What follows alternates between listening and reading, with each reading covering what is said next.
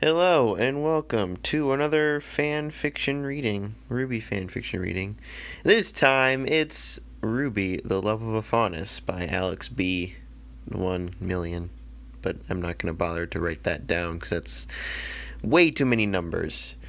So, sort of recently, we started reading I Scream by the Neapolitan, which has had 4 parts come out now. Now, I remember quite a lot of that story. I remember absolutely nothing about this story. So,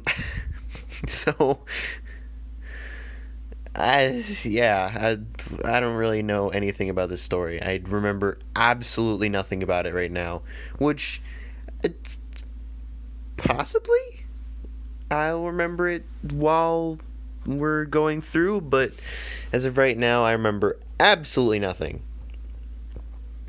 So, chapter 1 out of 8-ish. Oh, okay, 7. Blake Belladonna was a faunus, which meant that she was discriminated her whole life for having cat ears and a tail. Okay, in this universe she has a tail. But then as Blake grew older, she was given more chances to improve herself. Eventually, when she reached 15 years old, she was an employee for a coffee shop that served faunus just like humans. Blake stood behind the counter of the coffee shop that she had been working at for 2 months now. She has seen some really weird stuff, but none of them compared to the girl with the red hood. Blake was awestruck whenever she came in. She was the most beautiful faunus she had ever seen, and when she walked up to the counter and asked for coffee, Blake just stood there and admired her. "Hello? Is anyone there? I asked for coffee like 3 minutes ago," asked the girl in the red hood. "Sorry, never mind. What? What it say that you wanted?" "I don't even know," Blake said, coming out of her trance. "I would like a coffee with 2 packs of sugar and a little bit of cream." That's not Canon coffee right there," said the girl. "Okay, who I make this out to? Alright." More absolutely terrible grammar. Good God.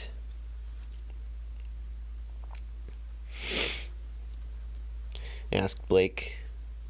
"Ruby Rose, nice to meet you," said the girl in the red hood. "Nice to meet you, Ruby. I'm Blake," Blake responded.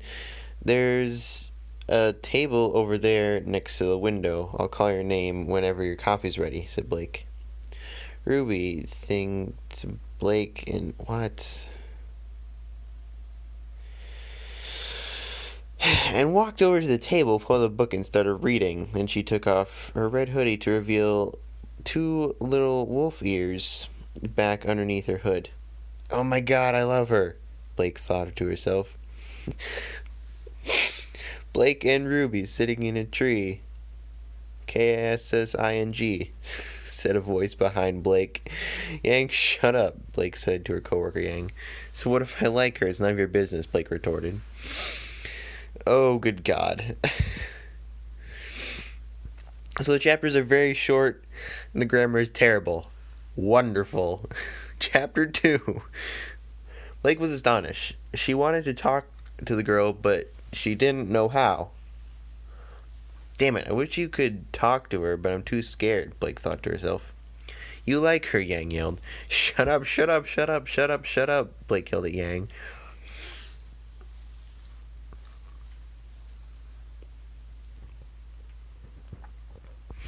Ruby's POV, I guess. You gotta put that in there. It's important. Ruby couldn't help but overhear it. What? Oh my God. Overhear 2 employees shouting at each other. "Shut up, shut up, shut up, shut up, shut up," yelled the one with the black hair. Ruby couldn't help but blush. "This girl actually likes me," Ruby thought to herself. "You guys know I can hear you, right?" Ruby said. The one called Blake blushed the same shade as Ruby's hood. Said Blake. "Look, if you want to hang out sometime," Ruby said. "Sure, how about Saturday?" asked Blake. "Sure," said Ruby. "By the way, can I have my coffee?" Oh, God. Okay. No, not an ad. Did I get a text message? Oh, no. Okay. This is professionalism. Ads and looking at notifications. Chapter 3, back to Blake's POV, apparently. Alright, whatever. Blake and Ruby agreed to go out to a restaurant and go see a movie on Saturday. Blake stood in front of her closet wondering what she should wear. I think I'll go with my black dress, Blake said to herself. I hope she likes it. A dress to a movie. I mean, I guess it's probably not. I guess we don't know what it looks like, so it could be some sort of non-fancy dress, but whenever I think of dress, it's always like super fancy, so I think I said I hope she likes it. Whatever. Time skip 10 minutes. Wonderful. Blake sat on the bench in front of the restaurant that she and Ruby were supposed to be eating. Blake was wondering what was taking Ruby so long to get there. Then, when she turned to her right, she knew why. Ruby's point of view. Ruby was headed for her date with Blake when a bunch of people surrounded her. Hey guys, I think we got ourselves a little puppy dog, said one of the people. And look, she's all dressed up. Where are you going, little girl? Going on a date with your boyfriend? Ha, yeah right, who would date a filthy Faunus, the man said. The people that were surrounding her started to push her, and it was hurting Ruby, but they didn't care. Ruby was begging them to stop and was crying so hard that she couldn't see. But then the kicking stopped. Ruby looked up to see Blake beating up the people. Alright. Miss Martial Artist over here. When she was done, Blake helped Ruby up and into the restaurant and asked if someone could call the hospital. Chapter 4. Blake's point of view again. Oh yeah, I guess it was whatever. After cleaning Ruby up, Blake and the owner of the restaurant helped Ruby into the ambulance and stayed with Ruby for the whole time. The restaurant owner went back when they arrived at the hospital. For the first half hour, Ruby was in immense pain, but the doctor gave her some painkillers to ease the pain. Ruby had been in the hospital for a week when she left. Holy shit, dude.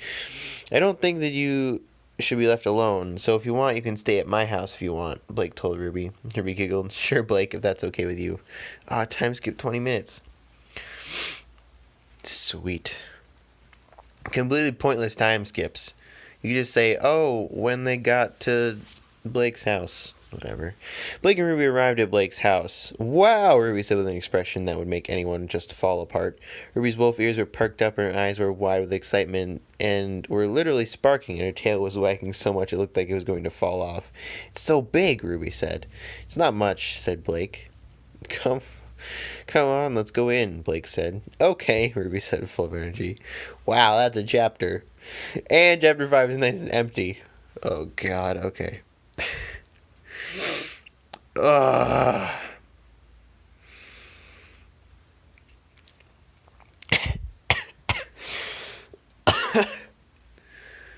Okay. This story is terrible. Chapter 6. Stu decided to stay in bed and watch TV for the whole day, minus food and bathroom breaks. Blake suddenly turned off the TV. Blake suddenly turned off the TV and looked at Ruby. Hey, I wanted to see that, Ruby exclaimed.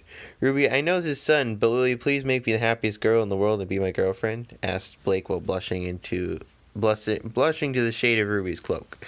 Blake, why would you ask me that?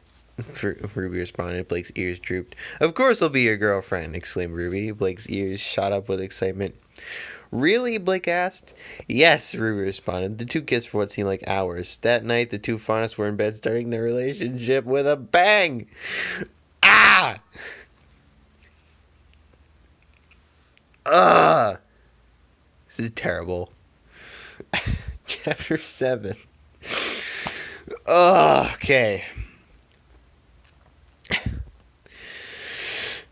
Blake was awoken by the sound of the beautiful Faunus girl that was laying next to her. Blakey, I'm hungry, said the cute little wolf Faunus.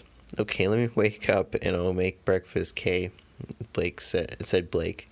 Okay, I love you, kitty, Ruby said. I love you too, puppy, Blake responded. After a few minutes, Blake got up and made pancakes for her and Ruby. Ruby's point of view. Ruby was in bed watching TV while Blake made breakfast. Then Ruby sniffed the air and smelled the greatest breakfast food ever created. Pancakes. True. Ruby floated out of bed and hovered into the kitchen, sniffing the air. Blake, you made pancakes for me? You were the best girlfriend ever, said the red-haired Faunus. Anything for my little puppy dog, replied the raven-haired Faunus. Hey, I'm not a wolf. I'm a wolf, not a dog, said Ruby in an offended voice. Oh, hush, pup, and eat your breakfast, said Blake. Okay, Blakey, I love you. Or love you, said Ruby. Ruby then kissed Blake on the cheek and sat down to eat her breakfast. Ah! This is the most pointless thing ever.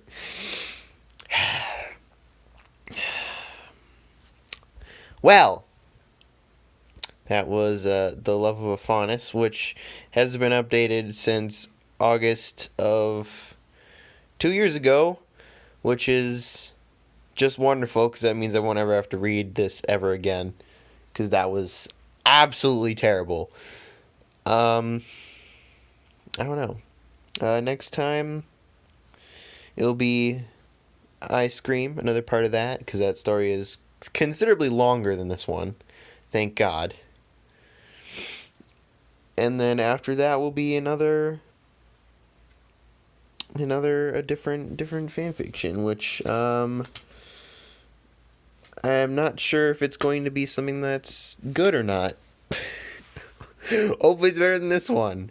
And I question why I decided to have this in here, but whatever. I guess this was before I was like really trying to figure out, good stuff instead of just like absolutely terrible. So that's it. We're done. I can't do this anymore.